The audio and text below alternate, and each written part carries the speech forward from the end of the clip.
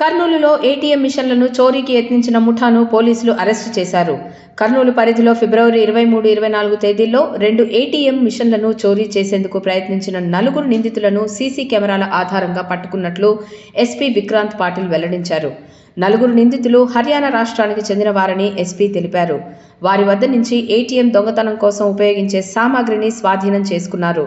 నిందితులు లారీ డ్రైవర్లుగా పనిచేస్తూ చోరీలకు పాల్పడుతున్నట్లు ఎస్పీ విక్రాంత్ పేర్కొన్నారు.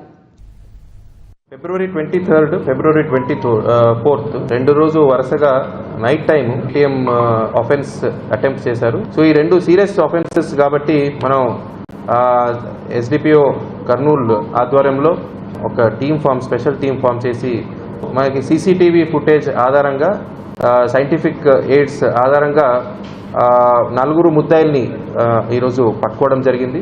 ఈ 4 ముద్దాయిలు పేరు షహీద్ ఖాన్, ఇమ్రాన్ ఖాన్, జంషేద్ ఖాన్, షౌకార్ ఖాన్.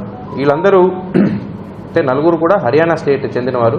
వీళ్ళందరూ లారీ డ్రైవర్స్ ఉద్యోగాలుగా పనిచేస్తారు. గ్యాస్ కట్టర్స్, తర్వాత స్ప్రే, తర్వాత బెల్ట్, గ్లౌజ్ అవన్నీ పరికరాలతోనే బయలుదేరుతారు.